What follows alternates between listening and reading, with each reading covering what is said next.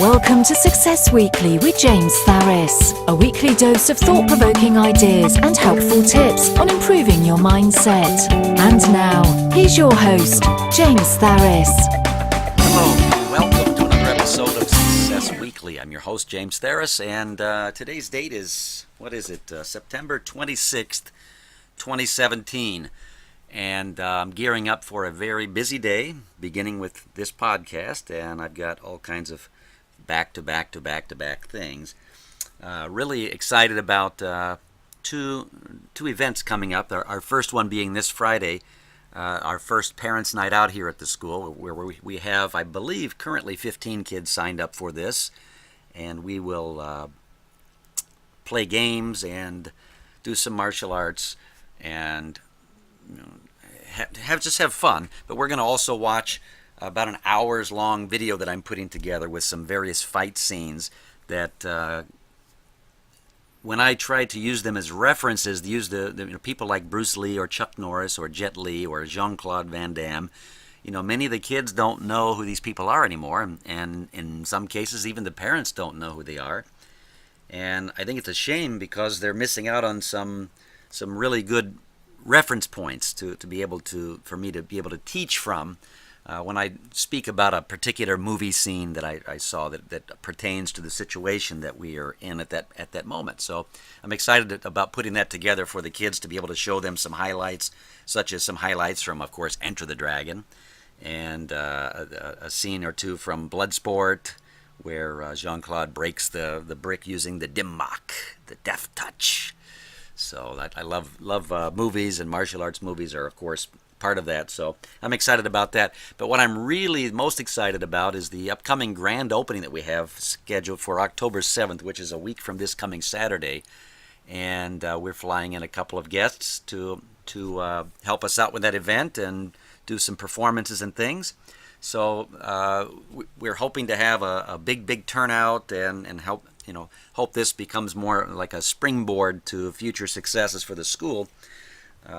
We are also going to be going into the Pinellas County schools here in the area very soon for what they call a Great American Teach-In, where I'll be going in and teaching about 8 hours one day and back-to-back classes and getting to share some of our school's philosophies and things with the local folks. So very excited about that. We've got a lot of great things happening here at the school. A lot of great energy at the school and some great recent new additions to the school that I'm really excited about. We've got some of our first adult students in the school at the moment, and that's always exciting because they bring a different kind of energy to the school than maybe the kids do, and they bring a more seriousness, I guess, to what we do here, and I really appreciate that because I run a school here, and of course I run it as a business because I want to make profit, but that's not the primary driving reason why I do what I do. Of course, I want to make a decent living from what I do, but I don't want it to be all about the money. And so it's not. That's something that when I first got started in the martial arts as a martial arts instructor in a business sense, and when I say that, it's anytime you rent space, commercial space, I don't care if it's in the basement of a church, if you're paying money for that, and you are charging money, even if it's $1 for what you do for a living, then you're in business. And so that I need to set that up in the beginning here. And you have to understand that when I first started, it's probably like many people in the martial arts industry, most of us, and I can't really think of a single person in my entire sphere of friends and acquaintances and just knowledge of martial artists, of a single person who looked at the martial arts and said, wow, I could make a lot of money off of this, and so that's why I'm going to do it. I just don't know a single person that fits that bill. That being said, when I got started, I didn't know anything about running a martial arts school. All I knew was I loved it, I wanted to do it, and I got the more classes I could teach and the longer I could teach, the more I enjoyed it. And I guess I just enjoy sharing with people because I get something out of it too. When I share something with somebody, I benefit in some cases more than they do. And I don't do it for that purpose, but I always find that to be the case. So it's just like, if you have a swimming pool, A swimming pool at your house it's okay. It's fun for a little while, but eventually the fun wears off, and it doesn't become fun again until you have somebody to share that pool with. And I think that goes through pretty much anything and everything. And so, anyway, I had a point to make with that, and I totally got sidetracked, as I often do with my thoughts there. But I was saying that I didn't open the school to make money. I didn't open a school as a business, and so I didn't really know what I was doing. And the further along I got, the more I realized that it was going to be necessary for me to start thinking about that as well, if I were going to be able to pay the bills and continue doing, and not just continue doing, but doing more of what I love to do, which is teach and train and study the martial arts. I just returned from training seminar with my master out in Washington, D.C., and it is always so refreshing to go out not as a speaker or not as a seminar presenter, but strictly as a student, and getting to be back in the position of learning and not knowing all the answers, or not having to know all the answers, which is really great.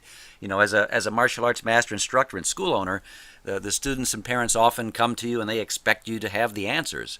And it's not. We don't always have the answers, I guess is what I'm trying to say. And so there's a lot of pressure to have those answers. Now, I may not know the answer today, but if somebody asks me a question, I may not know the answer to their question, whether it be a physical technique or a reason why we do something.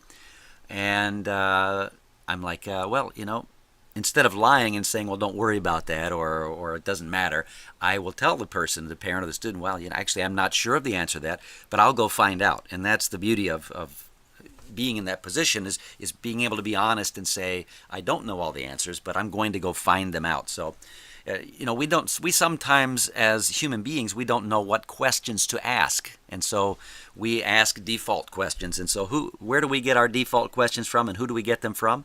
Well, largely from the media and from movies or from our friends, which probably is more so the case. Your friends, you think your friends are smarter than you in some cases, and so when they ask a question, you think, wow, it's a really intelligent question to ask, and so maybe I'll start asking that question. And so that's sometimes where we get these questions. So sometimes when a student asks me a question about something, I'll say to myself, wow, I never thought about that particular question. I never thought about this technique from that particular standpoint, or the reason we do something in our school from that particular standpoint. That's interesting. So let me go and think about that, and I will try to come up with an answer. And so I may ask a few friends in the industry, other instructors or other school owners or other students from other styles, what they think about something. And I oftentimes get some great wisdom from that. Had I not asked the question, though, I may not have ever come up with that answer or that solution.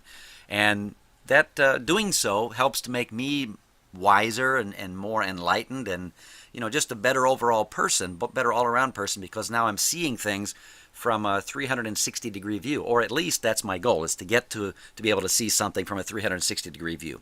At one particular time, like right now, I might only see something from a one-dimensional view, which is my own personal view, and not even consider it from a different person's point of view.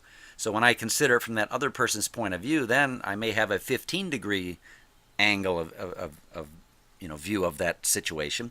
And if I speak to another person with another differing opinion, or maybe a slightly differing opinion, but with some agreement from what I was thinking, then I see it from maybe a 45-degree angle view. And the more people that I get around and talk to, and hear the right questions and hear the right answers, then I start to see it from more of a 360-degree view. And I've said this before, and I think it warrants re-saying it, is something like road rage, for instance. I don't condone it.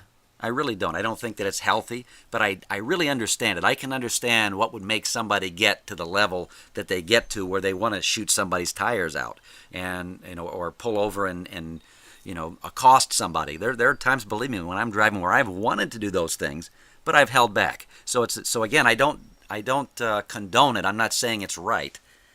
I'm certainly, and in fact, I'm telling you right here, it's wrong. It's absolutely wrong. However, I can certainly understand from that person's point of view what why they did what they did, and maybe some of the things that happened that took them over the edge. Because in some cases, the people that are in these incidences, and road rage is one of 1,000 ideas that I can think of, but it's one that's near and dear to my heart because we all drive and we all get angry at idiot drivers out there. But here's the thing, we've all been the idiot drivers. So that's the other side of it, is we've got to learn to look at it from that angle and realize that, we just called this guy an idiot for what he did, but have we ever done that ourselves? And then if we have, in most cases, most of us have done something stupid behind the wheel, try to think, why did we do that? Was there a valid reason for us to try and make that stupid maneuver? And in some cases, the answer is going to be no, it was just us being stupid. Fortunately, as we get older, hopefully we grow wiser and we don't repeat these same mistakes. But it's easy to look at that person and just say, what an idiot, what a moron for doing that, which I'm sure most of us do behind the wheel a couple of times a day at least. But stop and think, can you understand why that person did what they did? Maybe if you were in their situation and you didn't understand what was going on in their car, maybe they just got a call from their wife who is now, right in the middle of labor, and the husband's trying to get to her, and maybe that's the reason why he's weaving in and out of traffic, or maybe the guy really is a moron. We don't know. So anyway, it's just about trying to understand things from other people's points of view and learning to gain wisdom. Sometimes we think we know things and we're deemed the know-it-all, quote unquote. And that's because a lot of times we're not open to listening to suggestions and opinions of other people. And again, it's like all this political rigmarole that's going on right now with the kneeling and the not kneeling and the standing and not standing and whatever they're doing. And everybody says that you shouldn't discuss two things in public, and there's three. You shouldn't discuss politics, you shouldn't discuss religion, and you shouldn't discuss money or how much you make or how much little you make or your thoughts on money, because those three things affect us all. You may say you're not a political person, but you absolutely are affected by who got in the office and who didn't get out of the office, especially the older you get, the more you're affected by it. So yes, it's going to have some impact on the quality of your life, and so your opinion about somebody's stance on politics may be totally different from somebody else's stance on politics. And we see it all day long and say, oh, don't post political things, and then that person that said that will be the first person then to post something political on their page, and not realizing that what they're doing is they're expressing their opinion to other people, and those people that posted their thoughts that angered them to want to get onto Facebook or any social media whatsoever and blast their own political views, they know that person that put the other post up there is going to read it, and that's going to cause division between us. And that's what politics comes down to, and religion as well. It comes down to division and not inclusion, and not solidarity or any of the other adjectives I'm trying to think of. It doesn't promote togetherness. It promotes separativeness. And so that's why I used to be really, when Facebook came out, that was kind of what I did with it. I thought, oh, this is a perfect place for me to voice my opinion, And I couldn't understand why some people would come back with a retort, and then we'd get into arguments online. And I realized, wow, this is just stupid. Facebook is not meant to be a toilet where you dump your crap, but how many people are using it for that very purpose? When you're in a social setting, you should be social. You want to try to appeal to everybody, and so we all get along. We all have difference of opinions and thoughts and what's important and priorities and all those kind of things. And so you shouldn't push your priorities on me, and I shouldn't push my priorities on you. Now, as a martial arts instructor, for people who come to me to become better people, I am going to do those things. I'm going to give them my 2 cents on what I think is holding them back, or what I think holds most people back. But that's different because that's my job. That's what I'm supposed to do. Because I teach martial arts, maybe people think that, no, you're not supposed to do that. You're supposed to teach how to kick and punch and defend yourself. And that's what's different about my school maybe than some other schools, is I don't have that philosophy in my school. That teaching the kicking and punching and self-defense is only a portion of what I teach. My school is called Level 10 Martial Arts College. I don't call it a studio. There are a lot of people that use the term studio for what they teach, and that that kind of, for me, that indicates that they're teaching an art or something like self-defense or whatever, and it's a studio. They're studying it.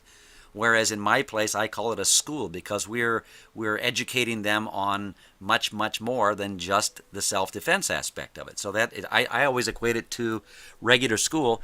When you're in regular school, let's say you're in high school and you're in your freshman year of high school, you're probably not taking 8 hours of math per day. You're probably taking 50 minutes or 1 hour of math, and then the bell rings and you go to the next class, which is maybe English. The next class is art. The next class is science. The next class is history. The next class might be a study hall, and maybe somewhere in there you've got a PE class and something else, and then of course a lunch. So those are like 7 or 8 different subject matters that would comprise a school day. And then of course each semester you might change 1 or 2 of your subjects to they call electives, and you study something you really, really enjoy studying. And the other things are your compulsory or what's the other word for it? Your requirements, your required classes for credits. You have to have these. So that's what we do in our school is we teach martial arts, but we don't teach it strictly for the purpose of self-defense. We don't teach it strictly for the purpose of competition. We teach martial arts as a vehicle for personal and character development. That's the main reason we exist, and so as a school. And so that's what turns me on about teaching martial arts is being able to get somebody to see something from a different perspective and see that light bulb go off over their head. It's almost like you can really see the light bulb appear over their head with the little shiny things going over where the illumination has happened. They're going, wow, that was deep. I never thought about it like that. And one of those instances happened for me just this past Saturday when I was out training with my master, and he was talking about animals, and he said, do you know why the humans live longer than any other animals? And we were all sitting there. Nobody was going to answer, including me. I wasn't going to stick my foot in my mouth on this one and try to guess. And I sat and I waited for the answer, and it was really one of those moments for me. I bet he could have seen the light bulb over my head go off, and he said, people figured out how to remove toxins from their body, with brushing their teeth and, going to the bathroom. We use a toilet, not just go anywhere and scratch dirt all over it. And, we clean ourselves that way too. And we go to the dentist and we get our teeth cleaned, and we put, deodorant on and things, and we use soap on our bodies and wash ourselves, and we basically remove the bacteria from our bodies and inside and out. And animals don't have the ability to do that to the degree that we do. Now you'll see cats, licking their paws and things, and they're cleaning their fur and things, but they end up with a hairball, and then they get sick, and that's how they get rid of it. But they don't have a way to brush their teeth. They may have some kind of a natural way to do it a little bit, but not to the level that we have been able to do it. And that's an example of what I'm talking about. Just hearing him say that was like mind-blowing. And the more that I get around him to hear him speak, the more he'll have one gem of wisdom like that after another. And see, that's got nothing to do with self-defense or kicking and punching or sports or competition or amassing trophies or being the world champion. It's got nothing to do with that, but it's got everything to do with life. And so that's what we call teaching somebody life skills, to understand things from a different perspective. And there's that old saying that also applies here, and it really does. And sometimes I kind of wish that I didn't know these things, because there's the old saying that ignorance is bliss. And for those of you that don't really understand that phrase, ignorance is not a negative term. It means not knowing. It's you don't know yet, and that provides you with bliss. So think about how your childhood was. If you had a good childhood, then it was partially because you didn't have to worry about how money worked.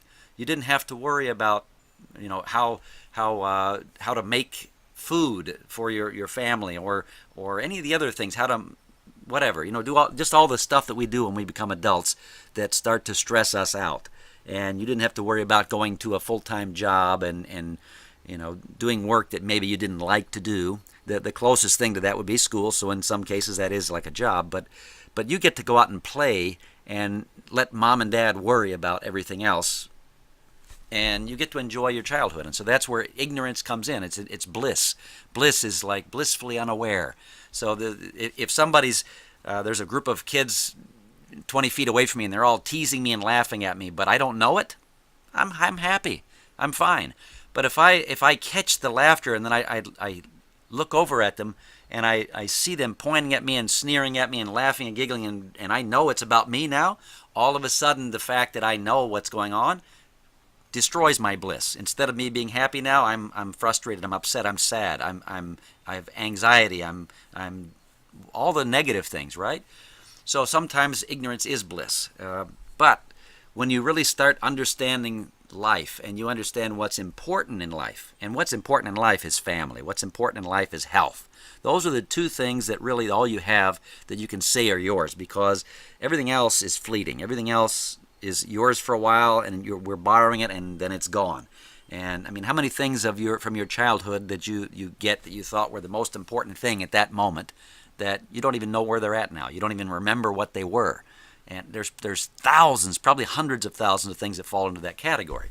But you always remember your family, you always remember your friends, and you always remember what it's like to be in good health.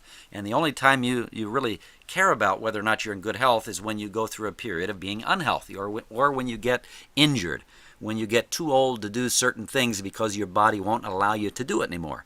Those are the things that start making you realize, wow, my parents and my teachers and my coaches, there was a lot of wisdom they were trying to impart to me, but I thought I knew it all. I wasn't open-minded. I wasn't open to seeing it from a different perspective. And, like we all do, I thought I was invincible when I was 17 or 18 or 19 years old. When I think I was 18, maybe 19, I worked for the state of Indiana in the state capitol building.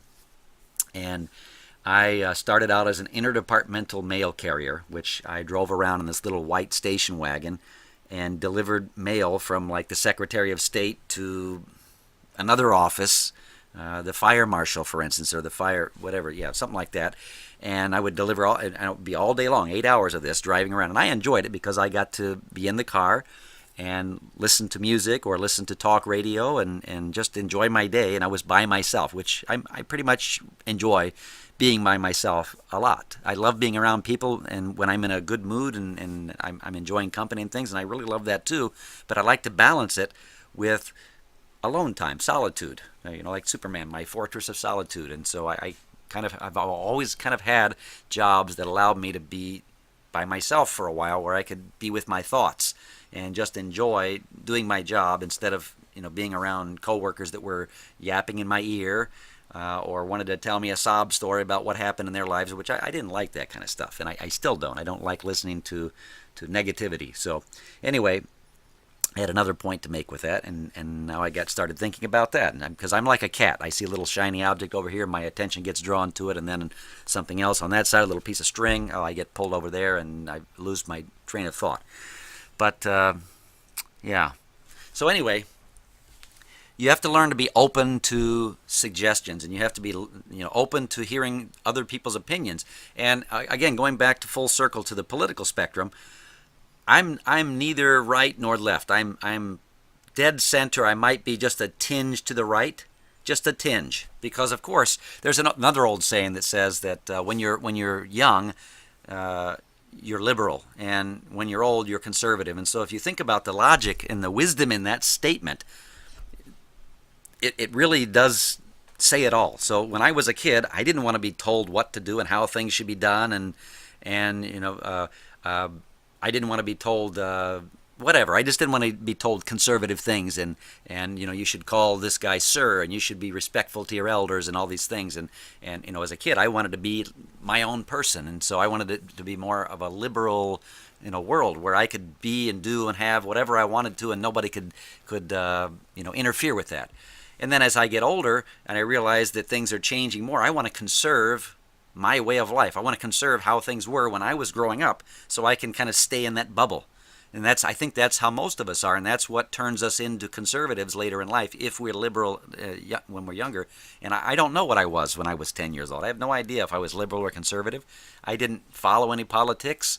The only thing that I did was when the elections came around, I would make fun of the politicians by imitating them. So that's been my claim to fame for many years, is being able to imitate things and imitate people and imitate voices. And as an example, when I worked at Kroger Kroger's, which is a grocery store in Indianapolis, for a couple of years. It was a job that I got fired from because I was in a bad mood one day and did some things I shouldn't have done. And before I did it, I had the coherence to think, do I really need this job?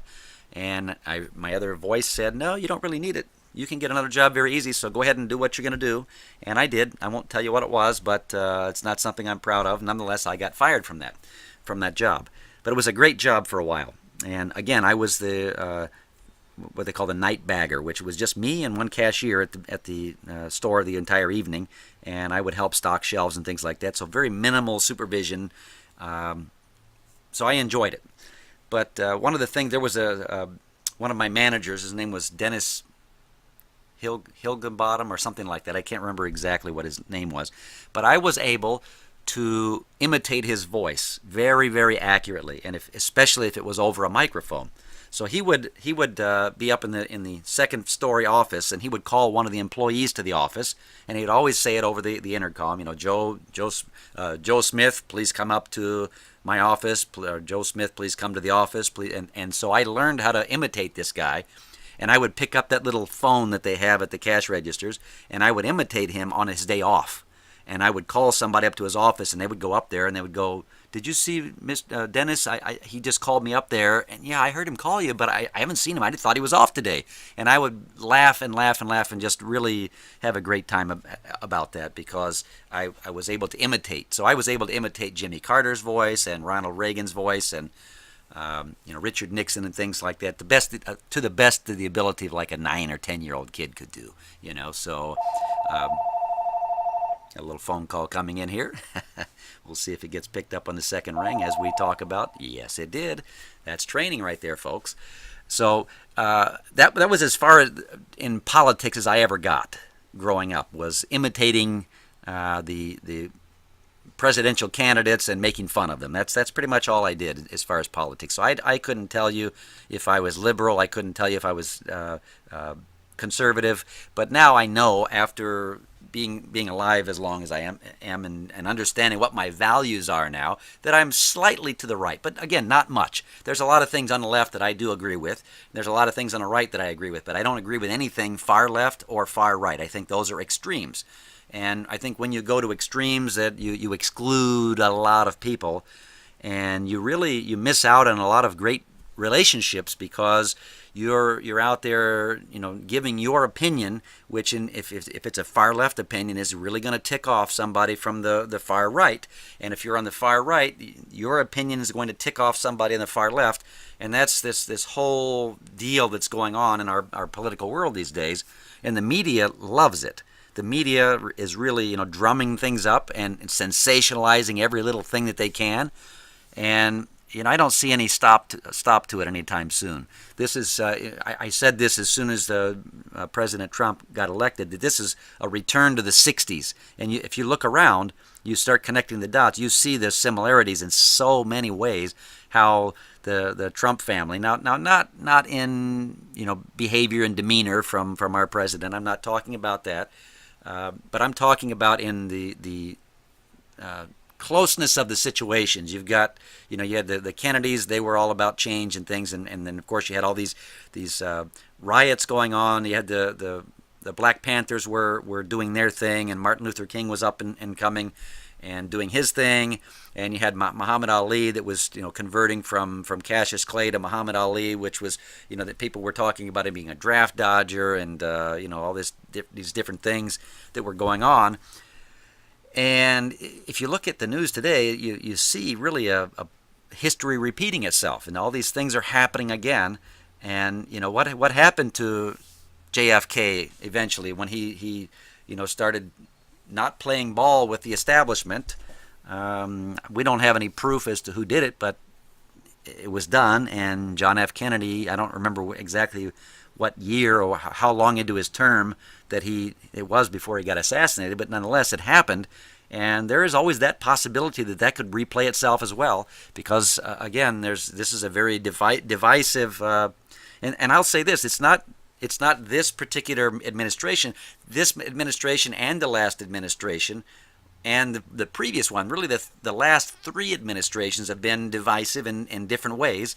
And it was the first time, I think the first time when George Bush the Jr., I don't know, I can't remember what he goes by, but George Bush Jr., the second one, that was the first time that I'd ever heard and paid attention to it. I probably heard it all the time with other presidents, but he was the first president that I heard people really talk about his lack of intelligence and his lack of caring and his lack of whatever. I mean, they just really made a mockery of his presidency, and I thought, wow, what is it that these guys are seeing that I'm not seeing? And that's probably right around the time that I started to pay attention more to the political world.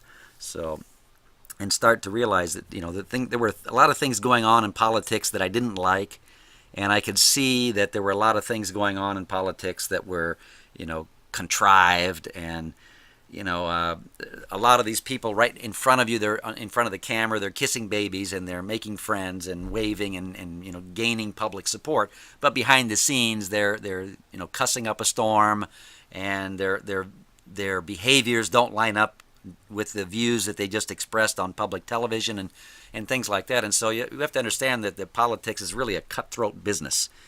And if you drill down into a microcosm of politics, well, it's the same in virtually everything.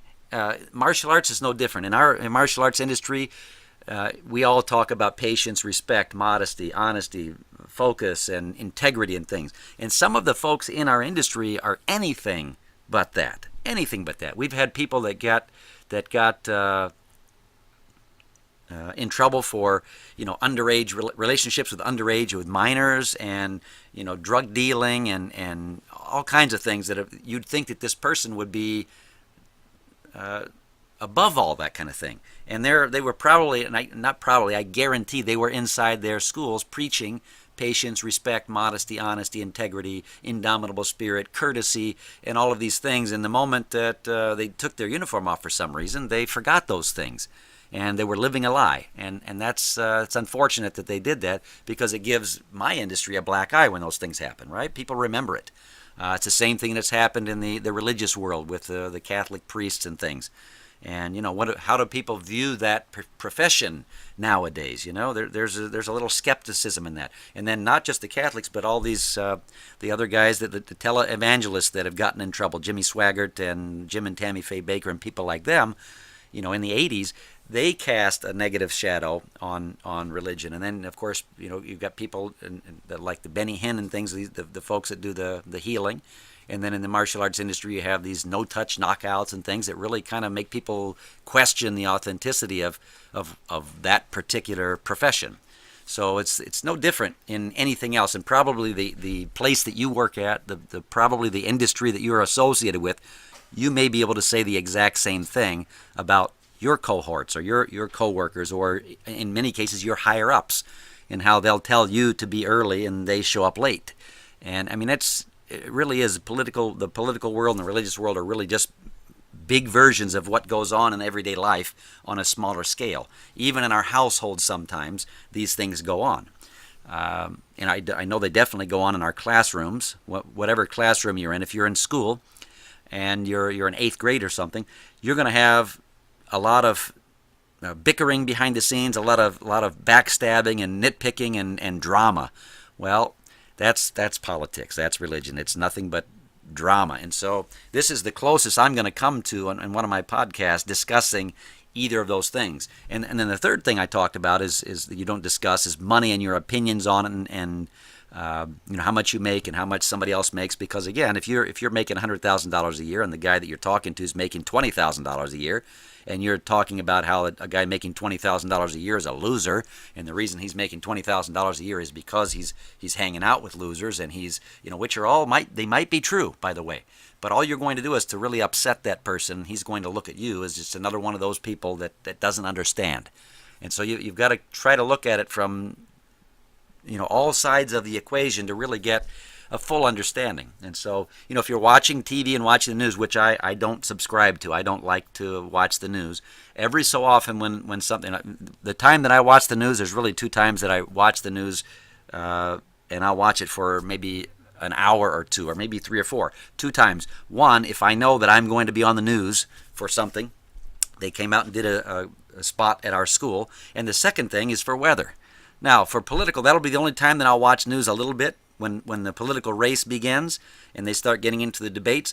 But I'll watch both sides of the story. I'll watch every news channel, and I'll hear it from every possible perspective I can hear it from, to really get a full understanding of who that person is and what they stand for, and whether or not I'm going to be, in their corner or not in their corner. So, some people will watch one channel, if they're watching CNN, for instance, and they'll get all of their viewpoints given to them by CNN, and they'll make it sound completely logical. So if you're not hearing it from Fox News, if you're not hearing it from another source, I can't think of, those are the two big ones, Fox News versus CNN. So if you're listening to it from CNN's point of view, you're only going to get one side of it. If you're listening to it from Fox News's point of view, you're only going to get one side of it. But if you watch 30 minutes of CNN and then turn and watch 30 minutes of Fox News, you're going to get a better, well-rounded balance of what's really going on.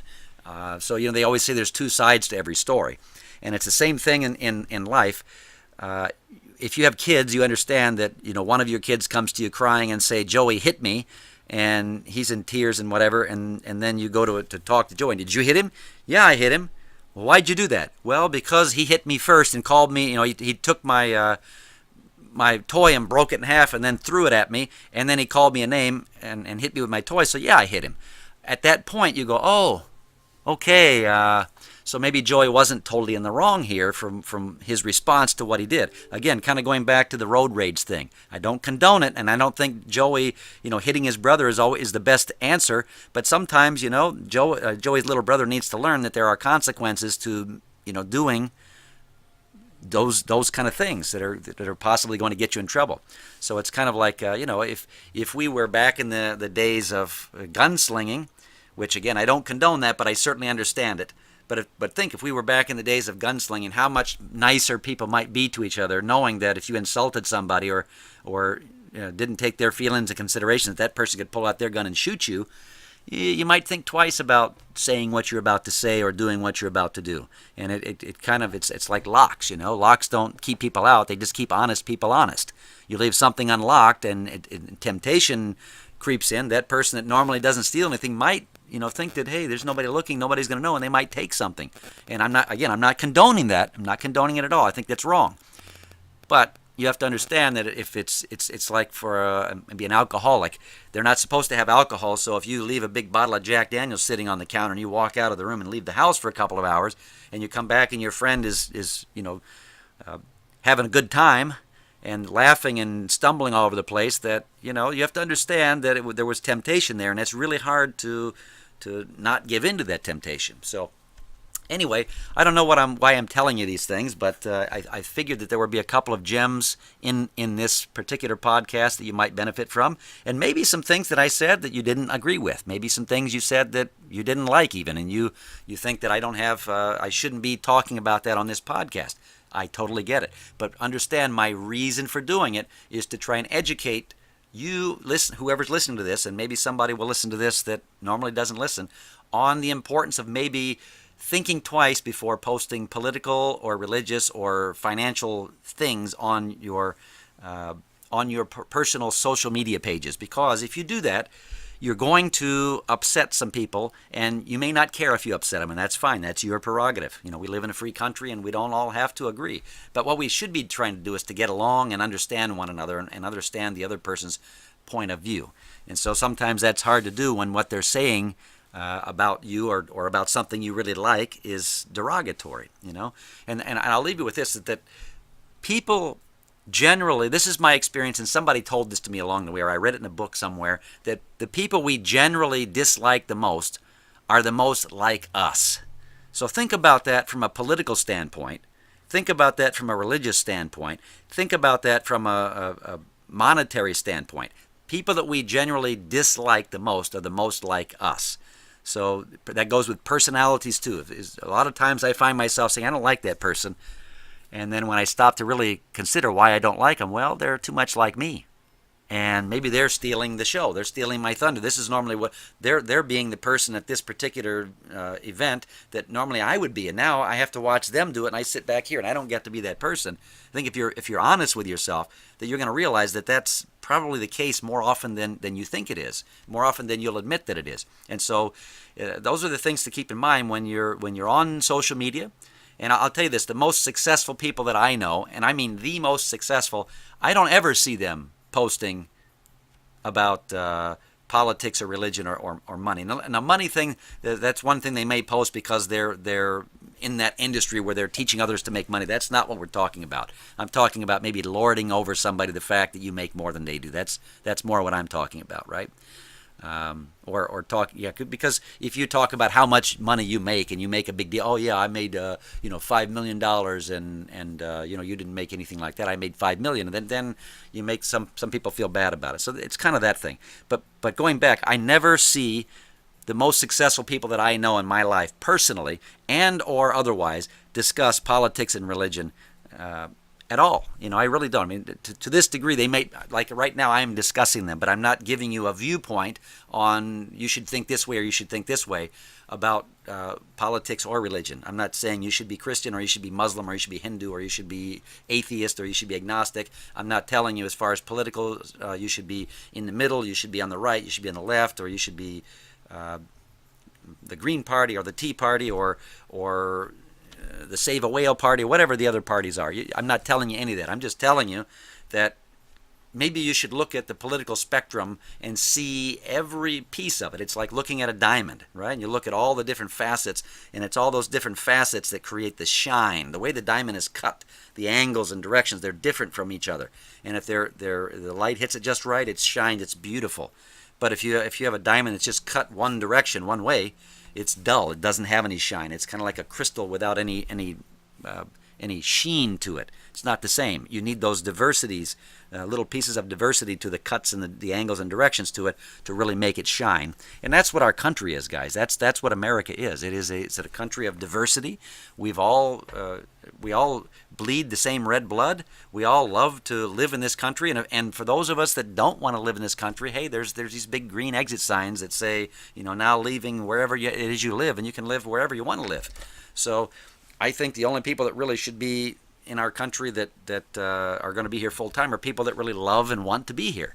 There's a lot of people that want to experience other cultures, and so they'll spend a year in Bangladesh, for instance, or they'll spend a year living and training in Japan, or they'll spend 5 years living in Europe, and then they'll come back and then they'll be able to see the difference between the two cultures and make up their decision where they want to live. Which one suits their lifestyle the best. And so I think that's the thing that I guess the overall message here with this podcast today is to be open-minded to other people's viewpoints and don't shoot them down automatically because they have a different viewpoint.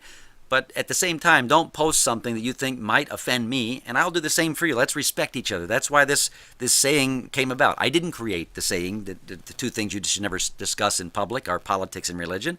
That's way before I was born, and I guarantee way before anybody listening to this was born or any of your parents or grandparents were born. That phrase has been around for a very long time because it's a wisdom. It's a piece of wisdom that has been passed down. And, back in the early days, you think about some of the religious leaders in the world and how they went out and preached their brand of religion to the world. What happened? They drew a lot of people to them, but they also repelled a lot of other people to them that then plotted their demise. And think about that for a second. They plotted their demise because they were publicly gaining support from a specific segment of the population, and it was contradictory to their way of doing things. And so because you let that cat out of the bag, now you've got a whole group of people over here plotting for your demise. And that could be plotting to get you fired, and the higher up you go on the pole, it could be plotting to get somebody killed, right? So let's learn from those things and not bring negativity into our lives by putting it out there, right? It's the old law of sowing and reaping and the old law of karma. What goes around comes around. What you sow, you reap. So if you're out there spewing negativity all over the place, then you can't be surprised when it comes back to you. All right. So that's it, guys. That's what I have to tell you. And wow, I even hate talking about that, but I need to get that out there because I think a lot of people forget about it, and they let their emotions get the best of them, and they think, oh, I need to let people know how I feel. And I'm like that. I'm very much like that. But I've learned to be a lot less like that in public than I used to be. I used to be much more like that in public. And as I said, when Facebook first came out and I got on it, I did just like a lot of other people do, and I put my thoughts and opinions out there, and I really ticked off a lot of people like that. And so I started realizing, wow, this is probably not the best thing for me to do. I really like that person, but now that person doesn't like me anymore because now they know how I feel about a specific issue. Let's have our differences as people and allow other people to have different thought processes about what's important in things. Not all of us grew up with the same childhood. Some of us grew up with very happy childhoods, and some of us grew up with very miserable childhoods. Some of us love our parents, and some of us hate our parents. Some of us don't even know our parents. So you see, there's five different viewpoints from somebody's childhood. Some people grow up in a well-to-do house, and some people grow up in a poverty-stricken house. And the one in the well-to-do house, they're going to have one viewpoint on the world, and the person who grew up in the poverty-stricken house, they're going to have a completely different viewpoint of what the world is and how the world works. And so you put those two together in the same room, they're going to fight eventually because they have differing opinions.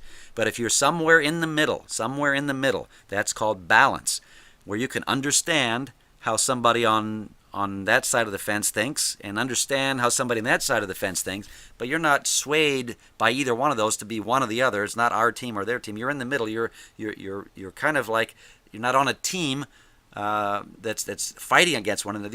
You're on a team that's to help to bring people together. So that's like the core of an apple, right? You can't have the apple without the core. The core is the middle of it, right? And so that's the core of our country are the people probably closer to the middle. Most of us in this country are probably toward the middle. Whether you're middle left or middle right, I don't care about that. I really don't. You have your viewpoints. I have my viewpoints. Does not make me like you any less. I have friends from all walks of life. I have clients from all walks of life. I have friends and family and clients from all races, creeds, and colors. I'm half Greek and I'm half Scottish. So I'm a mutt.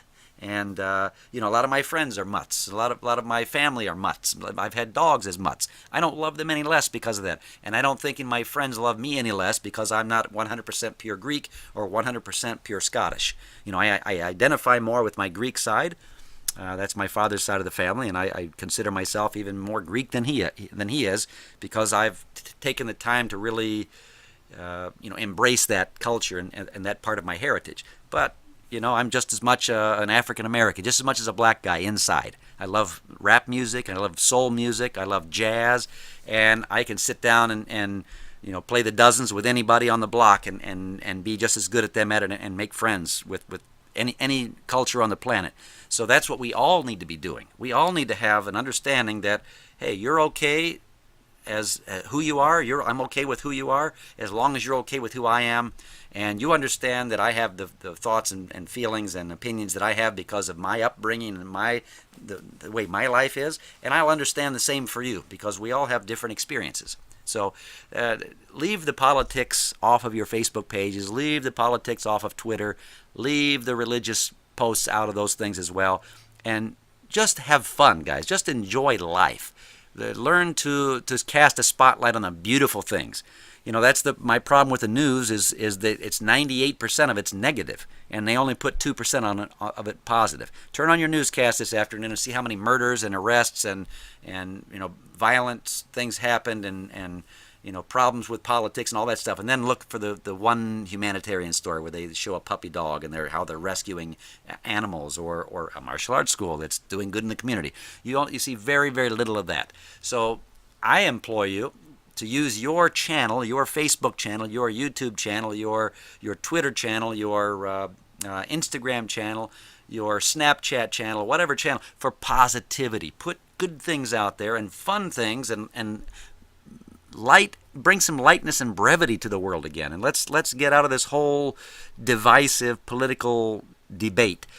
Have that political debate with your best friend, because you by the time you get done with that, you're still going to be best friends. That's a good place to do it. But don't do it out there in public and ruin your career or ruin your reputation, ruin friendships and things over a stupid snide comment that you made because your emotions got the best of you and you felt you had to get it out there somewhere. Please, guys, don't do that. Successful people don't do that. So if you want to be successful, stop posting negativity on your social media. And then if you're doing that in public in front of people that aren't your immediate family members, don't do that there either, guys. And you'll have a much more successful life. I guarantee it. Until next week, this is James Theris saying, don't be political, be successful. That's all for this week. Tune in next week for another episode of Success Weekly. Do you have an idea you'd like James to talk about in an upcoming episode? Post your comments and be sure to share this podcast with friends.